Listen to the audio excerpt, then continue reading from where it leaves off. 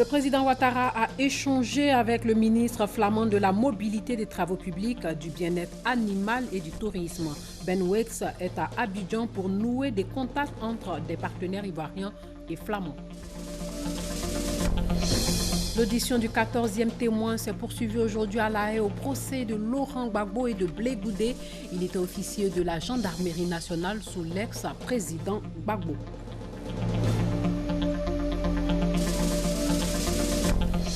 Au Gabon, le calme est revenu, mais la situation reste toujours tendue dans les grandes villes du pays. La vingtaine de leaders de l'opposition et de la société civile qui étaient retenus depuis la veille au quartier général de l'opposant Jean Ping à Libreville a été libérée. Madame, Monsieur, bonsoir. Le chef de l'État a échangé aujourd'hui avec le ministre flamand de la mobilité des travaux publics, du bien-être animal et du tourisme. Ben Weitz conduit une délégation d'entrepreneurs et d'hommes d'affaires spécialisés dans les secteurs de la logistique, du transport, des technologies, de l'électricité et du dragage en vue de nouer des contacts entre des partenaires ivoiriens et flamands. À la tête d'une importante délégation comprenant plusieurs chefs d'entreprise, le ministre flamand de la mobilité des travaux publics, du bien-être animal et du tourisme, son Excellence Ben Weitz, était reçu ce vendredi au palais présidentiel par le chef de l'État, le président Alassane Ouattara. Les échanges ont porté sur les potentialités qu'offre la Côte d'Ivoire en matière d'investissement, car la délégation d'hommes d'affaires flamands veut créer des entreprises en Côte d'Ivoire. Ce n'est pas seulement un voyage au niveau politique, diplomatique, mais aussi pour avoir des actes concrets et des contrats entre les partenaires ivoiriens et les entrepreneurs flamands. Nous sommes spécialisés sur le terrain logistique, de transport, technologie et électricité. La Côte d'Ivoire attire de plus en plus les investisseurs en raison de ses réformes économiques, son bon climat d'affaires et surtout sa paix sociale. Des hommes d'affaires flamands sont en Côte d'Ivoire, des investisseurs belges aussi. Ils sont 45 au total. Ils se sont rendus au port d'Abidjan pour obtenir des marchés et développer aussi des partenariats, et ce, dans les secteurs de l'énergie, de la logistique, des travaux publics et de l'environnement. L'ancien Bakayoko Adam Kone. À la recherche d'opportunités d'investissement, ces hommes d'affaires belges ont été bien servis par le port autonome d'Abidjan qui souhaite bénéficier de la technologie de ses homologues afin de se rapprocher davantage des standards internationaux en matière d'équipement maritime. Le président de la communauté portuaire a déballé une bonne liste de projets importants. Il s'agit de créer les conditions de la performance de la plateforme logistique. Ça passe par des parkings, ça passe par des voies d'accès démultipliées, ça passe par une meilleure gestion intégrée entre un parking hors du port et un parking d'appel dans le port. Et en cela, les Belges ont une expertise certaine. Tous ces projets suscitent un intérêt pour les 45 opérateurs économiques européens. La Belgique, riche en infrastructures maritimes, avec ses 4 ports dont Anvers, deuxième grand port européen, entend prendre toute sa part dans la conquête du marché ivoirien, en expansion. Les sociétés privées vont être intéressées, mais donc vraiment on est ouvert à toute proposition, à regarder comment on peut contribuer et coopérer, et au niveau des investissements et au niveau donc commercial. Des essais qu'il va falloir transformer en actions gagnantes. Mon objectif, c'est de faire en sorte que maintenant les projets, après avoir écouté et vu toutes les potentialités et toutes les opportunités d'affaires, qu'on me présente maintenant des propositions concrètes. L'heure n'est plus à la parole, mais l'heure est aux actes.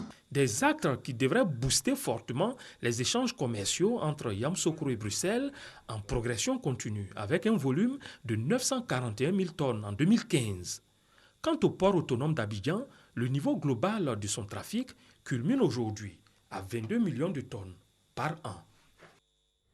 Première édition en Côte d'Ivoire de l'exposition des produits fabriqués au Nigeria. Une exposition qui va attirer les plus de 2 millions de Nigériens qui vivent ici et faire connaître ces produits aux Ivoiriens et autres peuples vivant en Côte d'Ivoire. Cette foire va aussi renforcer les liens de coopération entre le pays et le Nigeria. Perpétuellement, et Justine Saïdjike était à la Kestab, c'est dans la commune du Plateau. La première édition de la foire commerciale du Nigeria en Côte d'Ivoire obéit à un objectif, renforcer les liens fraternels qui existent entre les deux peuples. La coopération sud-sud doit être encouragée selon l'ambassadeur du Nigeria et cette foire commerciale va consolider les échanges et les liens entre les deux pays. Cette fois, on essaie de sensibiliser, d'ouvrir les yeux des gens qui sont ici. Toutes ces choses existent dans la sous-région, dans notre pays, le Nigeria. Même pour le tourisme, si on achète de chez nous, ça nous donne des recettes pour faire la recherche, le développement et pour améliorer les produits. Pour le ministre de l'Intégration africaine et des Ivoiriens de l'extérieur, l'échange commercial est un puissant outil d'intégration, en témoigne cette foire qui suscite le rapprochement et la solidarité ivoiro-nigériane. La relation entre la Côte d'Ivoire et le Nigeria est quelque chose d'important pour nous. C'est deux pays qui constituent le moteur de la CEDEAO et la foire qui a lieu en ce moment est une contribution en quelque sorte à la promotion du commerce tel que souhaité dans le traité de la CEDEAO. Plus de 40 stands où sont exposés des produits made in Nigeria. De nombreux visiteurs sont attendus à cette foire qui se déroule du 2 au 6 septembre à la Kestab, au Plateau. Un autre témoin au procès de Laurent Gbagbo et de Blé Goudé, il était officier de la gendarmerie nationale sous l'ex-président Laurent Gbagbo. Il s'est prononcé sur des questions militaires et sur des manifestations qui ont coûté la vie à plusieurs personnes lors de la crise post-électorale. Michel Digri.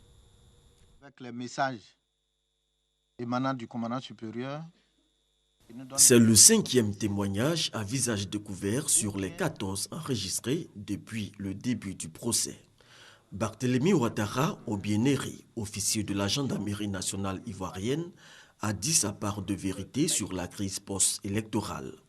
Au moment des faits, il est commandant de l'escadron 3-1, c'est lui qui mène les opérations au camp commando d'Abobo.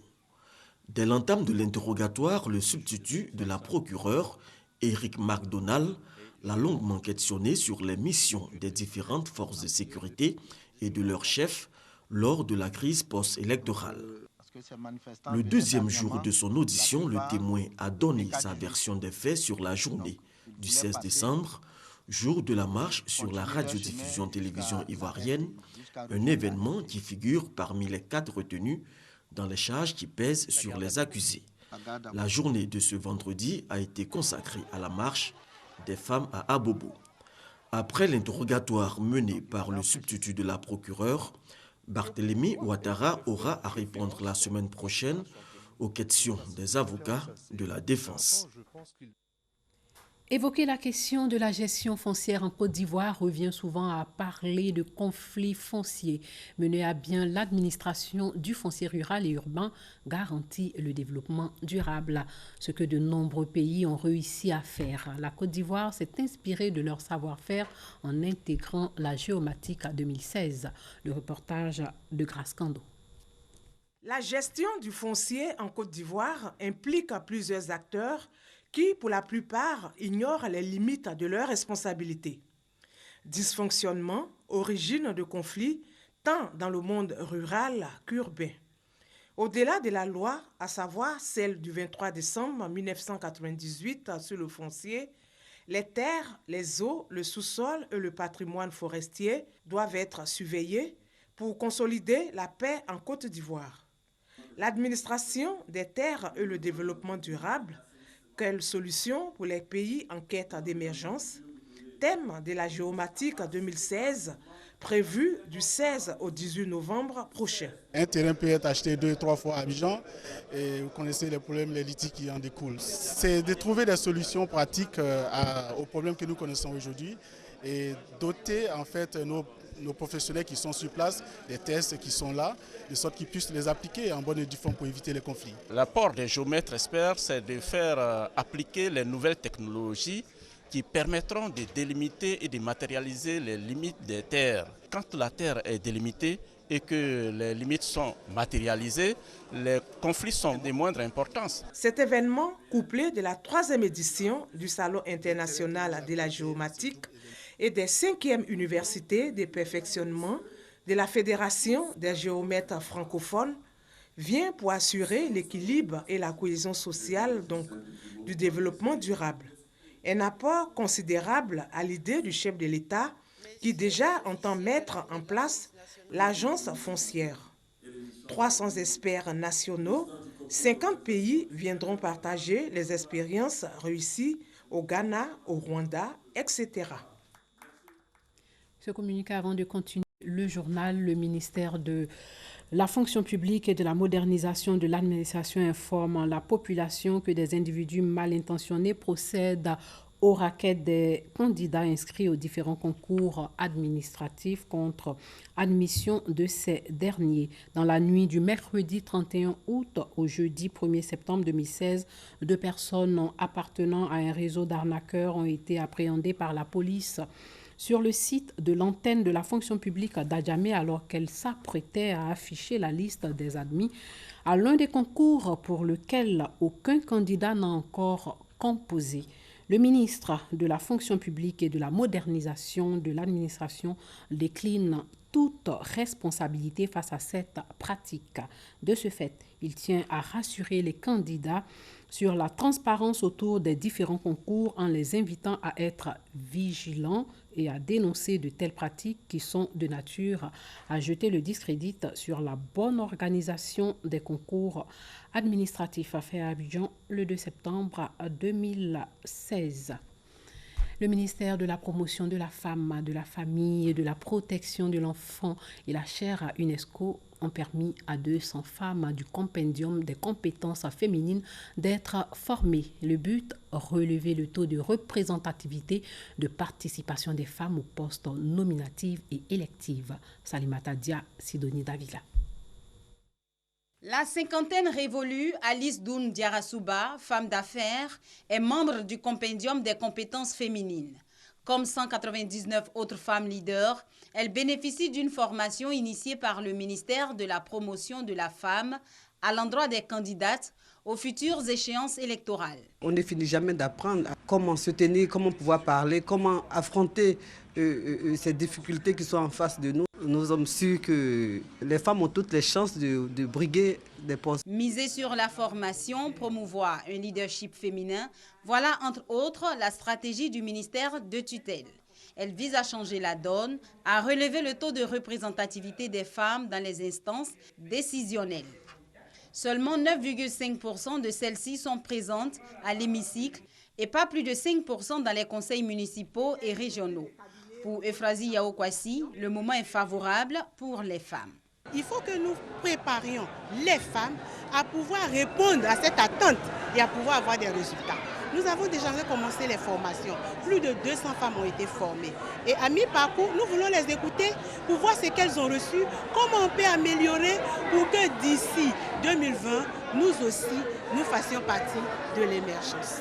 Nous attendons que toutes les femmes leaders de Côte d'Ivoire, toutes les femmes futures candidates ou candidates potentielles, qu'elles adhèrent au programme Compédium des compétences féminines de Côte d'Ivoire. C'est là-bas que tout se passe. À présent, dans les starting blocks, ces 200 femmes se disent prêtes à entrer dans les rangs des compétiteurs pour les futures échéances électorales.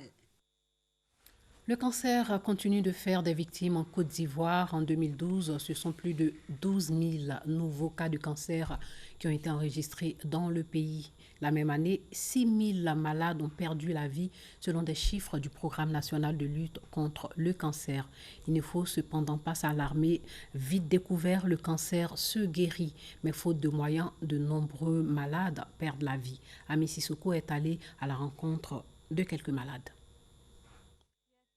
Ces femmes partagent le même mal, le cancer. L'une souffre du cancer du sein et l'autre du cancer de col de l'utérus. Il y a un petit bout sur les aisselles ici là. Quand j'ai pensé que c'est un petit truc, ça va passer. J'ai eu peur, je n'ai pas pu opérer. J'ai dit, si c'est comme ça, il va aller faire indigène. Maintenant, c'est devenu grave. J'étais enceinte de 4 mois. J'ai fait fausse couche. Mon ventre me faisait mal beaucoup. On a fait le cours, c'est le cours qui a dit maintenant que le placenta est resté dans le ventre. On nous a envoyé au CHU de Cocody. Ils ont découvert que le placenta qui est resté, ça a trop duré, donc ça a provoqué plaie dans l'utérus. Les cancers du sein et du col de l'utérus sont les 2 cancers les plus fréquents chez les femmes en Côte d'Ivoire. En 2012, le Programme national de lutte contre le cancer a enregistré 2248 nouveaux cas de cancer du sein, dont la moitié est décédée, et 1346 cas de cancer du col de l'utérus, avec 866 décès. Une fois le diagnostic posé, le médecin traitant met en place le protocole de prise en charge. Prenons l'exemple du cancer du sein, qui est le premier cancer. Voilà, le protocole standard qui est utilisé, c'est le protocole FEC100, qui en moyenne tourne autour de 250 à 300 000 francs la séance. Sachant que généralement nous partons jusqu'à 6 séances, voire 8 séances avant de penser à un geste chirurgical. Les nouvelles thérapeutiques qu'on appelle les thérapies ciblées sont des médicaments qui vont dans l'ordre du million à voire 4-5 millions. Il y a beaucoup de patients qui malheureusement ne peuvent pas faire face au traitement. Des traitements qui nécessitent de gros moyens. Ma petite soeur a sollicité un prêt d'1 million. Nous avons déjà épuisé ce prêt. Moi-même, mes 2 salaires du mois de fin juillet, tout a été épuisé. Je suis obligé d'aller solliciter encore un autre prêt de 2 millions. À chaque fois, tu dois payer les médicaments coûtent très cher. Si tu n'as pas de bon même, vraiment, ce n'est pas la peine. Si tu n'as pas une assurance et que vraiment tu n'as pas un salaire vraiment consistant, tu ne peux pas.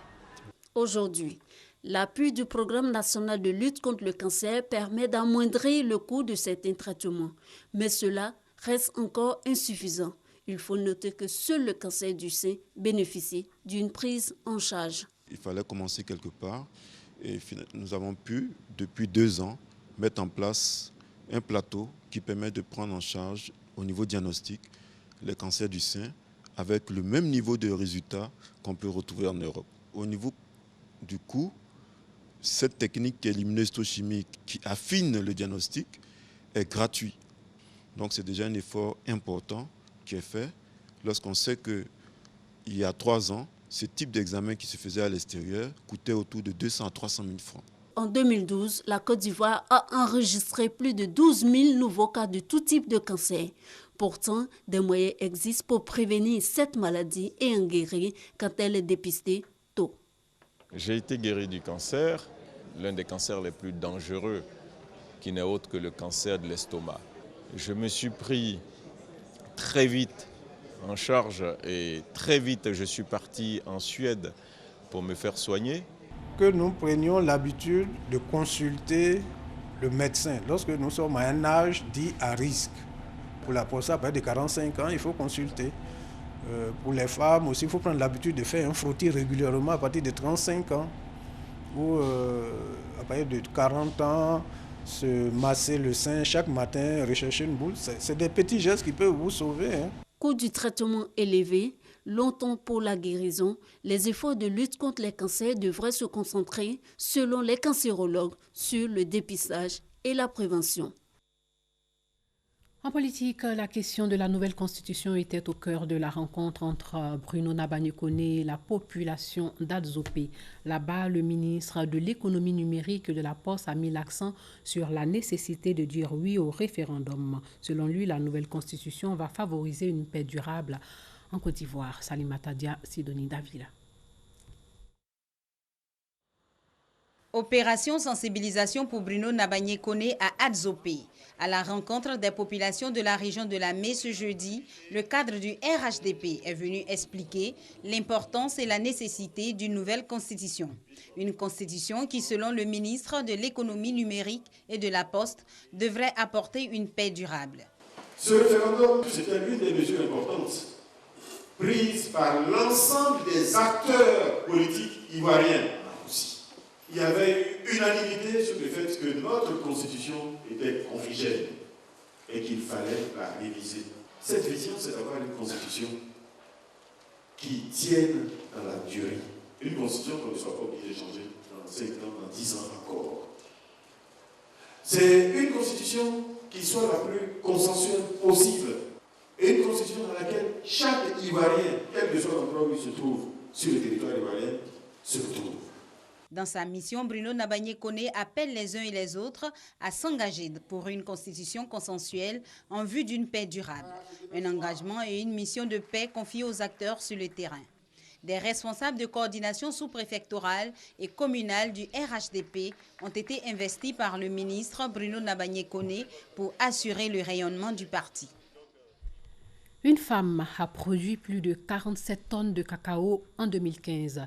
Ce qui lui a valu d'être la lauréate Café Cacao 2015. Manza Ameya Christine vient d'être célébrée par tout le département d'Animbliocro. Le ministre de la fonction publique et les responsables du conseil Café Cacao étaient présents à la cérémonie. Hugues Hervé-Blé. L'hommage des populations de Manzanois à la lauréate nationale 2015 de production Café Cacao aura été riche en émotions. Un camion de 3 tonnes de nombreux cadeaux pour saluer l'abnégation au travail et les performances de celle qui aura rehaussé l'image des femmes du milieu rural, celles notamment qui s'adonnent à la culture du binôme café-cacao. Une description qui résume toute l'admiration du directeur général du conseil café-cacao, Massandje Touré Litse. À cet hommage à la lauréate du prix spécial Abdoulaye Fatiga s'est joint le ministre Pascal Kwaku Abina. Son prix d'excellence, la productrice de 47 tonnes 500 kg de cacao, l'a reçu l'année dernière des mains du président Alassane Ouattara. Le président de la République a souligné le ministre qui a tenu sa promesse de permettre aux agriculteurs de profiter des fruits de leurs efforts. Le président de la République a dit Pascal Kwaku Abina doit être soutenu dans ses actions de développement. Pour réaliser cette merveilleuse ambition, le président de la République veut doter notre pays d'une nouvelle constitution en vue de pérenniser la paix, la stabilité et le développement durable de notre pays. Je voudrais vous inviter à soutenir ce projet et le moment venu à voter massivement cette constitution lors du référendum à venir. Son message aux populations du département d'Anibidekro, l'ex-président de la région Indéné Djouablin l'a achevé avec la promesse de doter Manzanois d'un collège en 2017. Les pèlerins musulmans se sont rendus à l'endroit où le Coran a été révélé aux prophètes de l'islam. Ils veulent comprendre ainsi l'origine de la religion musulmane, ce qui pourrait affermir encore leur foi, des moments inoubliables immortalisés par notre envoyé spécial à la Mecque, Mamadou Kwasi. C'est dans la grotte de cette montagne, le mont Hira, situé dans les environs de la Mecque, qu'au cours d'une série très spirituelle, le prophète Mohammed, paix et salut sur lui, a reçu la révélation du premier verset du Saint-Coran par l'intermédiaire de l'ange Gabriel. Nous étions déjà en 611. L'ange informa par la suite le prophète Mohammed, paix et salut sur lui, qu'il sera le dernier des envoyés de Dieu et surtout le sceau des prophètes. C'était la Mecque, puisque les Mecquois étaient en train d'adorer les idoles.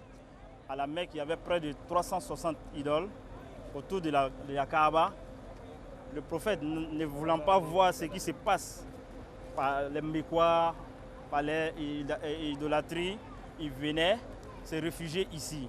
Jusqu'à ce qu'un jour, l'ange Gabriel venait lui trouver ici et lui demander de lire. La première révélation en islam, c'est Iqra. Iqra veut dire lis. Ça a été fait en haut de cette grotte. Une prophétie qui va durer 23 ans. 23 ans de combat pour convaincre à l'adoration d'un Dieu unique. Pour cette cause, ses compagnons élus furent chassés de la Mecque. Et dans leur fuite, ils se réfugièrent dans cette autre montagne, le mont Saour, toujours dans la ville de la Mecque. Aujourd'hui, les fidèles musulmans ivoiriens en pèlerinage à la Mecque visitent ces lieux. Des visites pleines d'essence pour ces milliers de fidèles musulmans en terre sainte. Quand je vois cette montagne, ça me fortifie dans la religion musulmane. Parce que quand je vois le parcours que notre prophète a parcouru pour pouvoir protéger l'islam, on comprend que vraiment nous, on n'a rien fait. On a eu l'islam gratuitement et on comprend vraiment que c'est une religion noble et que nous devons tout faire pour vraiment la sauver et la protéger. C'est vraiment émouvant voir de visu une telle image, une telle réalité de notre religion. Là où le prophète a reçu pour la première fois la révélation, nous avons vu cela. Cela ne fait que nous conforter dans notre foi. Après ces deux lieux, cap sur le mont Arafat, lieu du pèlerinage, car dans quelques jours, des millions de fidèles musulmans du monde entier vont se retrouver à cet endroit pour implorer la clémence d'Allah. Des prières qui consacrent l'exécution du Hajj. Arafat, c'est-à-dire en français, le raconte. C'est-à-dire Adam et Hawa se sont rencontrés sur ces montagnes-là. La station d'Arafat est couverte d'histoire à l'endroit du prophète Mohammed sallallahu alayhi wa sallam. Et en ce lieu, il a dit beaucoup de choses. Lors même de son dernier sermon, je crois qu'il a eu à tenir beaucoup de messages. Après la station d'Arafat, les pèlerins ivoiriens ont mis le cap sur Mina et Mousdalifa. Des sites qui vont accueillir également tous les pèlerins du monde entier pendant 3 jours. 3 jours de prière et de lapidation. Des rituels à accomplir pour valider le Hajj. Éliminatoire à Cannes 2017, les éléphants seront face au Leone Stars de la Sierra Leone demain au Stade de la Paix. C'est à Boaké. Le ministre des Sports et Loisirs était aussi là-bas pour soutenir Gervinho et ses coéquipiers lors de leur dernier entraînement. Kader Sogodougou. Les éléphants de Côte d'Ivoire, champions d'Afrique en titre, jouent gros ce samedi à Boaké. À la tête du groupe I pour les éliminatoires de la CAN 2017, avec 9 points plus 2, ils seront face à leur poursuivant immédiat en cette dernière journée, la Sierra Leone qui comptabilise 7 points. Une victoire ou un match nul permettra aux éléphants de Côte d'Ivoire d'arracher leur ticket pour la CAN 2017 au Gabon. Arrivés jeudi à Boaké, les Pachidem ont effectué ce vendredi après-midi leur dernière séance d'entraînement en présence du ministre des Sports et Loisirs qui avait à ses côtés l'instance fédérale. Ce match que nous allons disputer demain est un match très important et un match qui se joue avant, pendant et après. Donc j'ai tenu à venir voir nos jeunes pendant leur dernière séance d'entraînement et puis m'entretenir un peu avec eux avant qu'ils puissent demain donner de la joie au peuple ivoirien. Pour obtenir leur ticket, les éléphants doivent être soutenus. D'où l'appel à la mobilisation de François Albert Amichia. Nous faisons confiance au public de Boaké qui a toujours su répondre présent chaque fois qu'il a été sollicité. Donc nous espérons encore que cette fois-ci, il sera là pour pousser nos éléphants à la victoire parce qu'il est important que la Côte d'Ivoire soit présente à la CAN 2017 au Gabon. Nous appelons donc tous les comités de supporters, le comité national et tout le mouvement sportif de Boaké à venir soutenir nos éléphants. Éléphants de Côte d'Ivoire, lance Stade de Sierra Leone, c'est le samedi 3 septembre. Coup d'envoi de la rencontre, 18h, GMT. L'ARSEC Mimosa a tenu son assemblée générale élective et c'est encore Maître Roger Ouigné qui a été réélu président du conseil d'administration de l'ARSEC pour la 7e fois consécutive. Arsène Kwasi, Sébastien Ognan. Sans surprise, Maître Roger Ouigné rempile pour un nouveau mandat. Il a été réélu pour la 7e fois consécutive à la tête du conseil d'administration de la SEC Mimosa, face aux inconditionnels supporters et membres actifs du club jaune et noir. Benoît You, directeur de la SEC Mimosa, a d'abord dressé le rapport moral, sportif et financier de l'exercice 2015. Un bilan sportif et financier peu reluisant, avec aucun titre et une perte de 99 687 076 francs CFA, soit 9 millions de plus qu'en 2014. Prenant la parole après cette réélection, le président sortant et entrant se dit déterminé à poursuivre l'œuvre. Cette élection n'est pas anodine. Elle détermine le destin de notre association. Maître Roger Wagné n'a pas manqué de révéler de grands projets en vue avec la construction d'un nouveau site à Bingerville, après sol béni, nommé Borobata. Borobata va s'étendre sur une superficie de 4,5 hectares et sa construction débutera dans 18 mois. Ce complexe comprendra 3 terrains d'entraînement, une salle de musculation, une salle couverte, omnisport, 2 piscines, un internat, une salle de classe pour l'académie, des chambres pour les mises au vert de l'équipe professionnelle et un bâtiment administratif. Au Gabon, la situation reste toujours tendue dans les grandes villes du pays après l'annonce de la victoire contestée par l'opposition d'Ali Bongo mercredi à l'élection présidentielle.